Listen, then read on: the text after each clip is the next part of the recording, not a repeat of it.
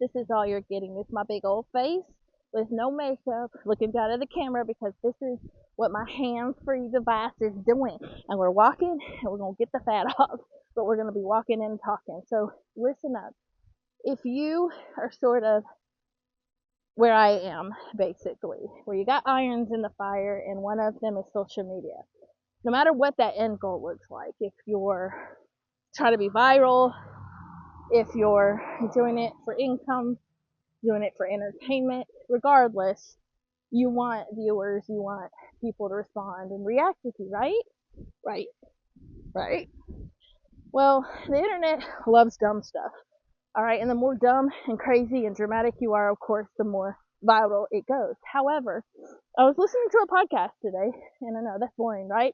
But it's so good because it really is so helpful and educating for people like me who we don't maybe always understand this internet stuff.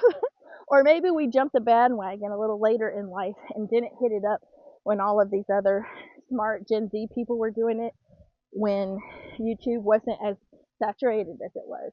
So I was listening to this podcast, and if you want it, just say link. I'll send you the link. But if you're a content creator, regardless, you want to have views because that's what gets your content out, regardless of what the purpose is. What I listened to was someone who has over 1 million followers do an interview for a podcast, and the man that was performing the interview was like, hey, like, you're legit. I would listen to you because you've done the thing. You've been successful, right? We wouldn't listen to somebody else that says you're stupid, you're not going to get anywhere because they're not in that position, right? So the guy basically says, back in the day, 2017 maybe, something like that, you could post a video and 1 out of every 4 videos would get 1 million views because it wasn't oversaturated. Where now it's almost impossible to get 1 million views because, you have all of these really viral people who know how to work the system with TikTok, over just creative, just amazing. YouTube short has kind of destroyed it for people because a lot of people want short form content. They don't want to hear all this rambling like I'm doing. And so it makes it harder for people that want to do long form content, videos, longer videos, things that are putting stuff out there being helpful. It's harder to get that result because it is more saturated. So Daphne, should I just give up if I have a dream to do this? Have I missed the bandwagon essentially? No.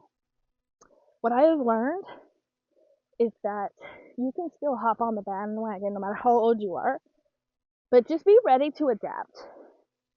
Long form content of just recording a video on YouTube and it calling it a day and being viral after a year, that's not always the thing anymore. Now you got to roll with the punches and the new tools that social media gives and people react to. And if you can roll with those punches and stay on top of your game using stuff like that, like YouTube Shorts, you will get viral. But you got to put the work in. You got to be consistent. Every single successful person I have ever listened to, no matter what field they are in, says you've got to be consistent. What does that mean? You don't put a lot of energy into something and get real burnt out after a short amount of time and just give up. You got to be ready for the long marathon. You got to be ready to keep doing it even when no fruit is showing. Nobody's watching. You're getting crickets. You're thinking, this is stupid. Why am I wasting my time? Listen, you hold on and you feed that fire to that dream that got you excited to start it in the first place.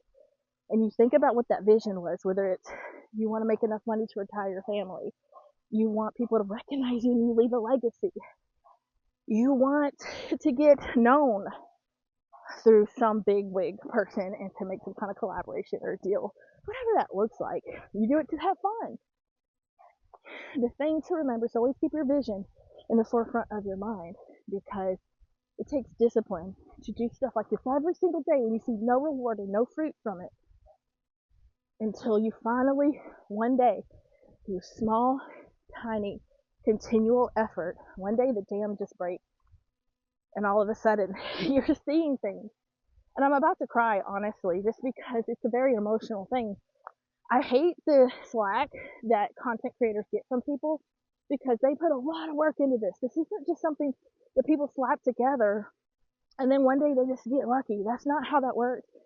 You know, the chances of winning the lottery and getting ultra rich, or getting on that game show and just winning that car, or becoming a content creator and just all of a sudden being so rich that everything gets paid for and PRs and everything. That's not how that works, guys. It is the hustle, the grit, the blood, the discipline, even when you don't feel motivated.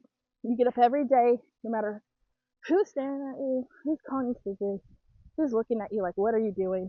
Or you doing the most odd things that the rest of society wouldn't do because you're being the innovator. The innovators and the influencers, they do the things that are not popular yet. They make the things that are popular.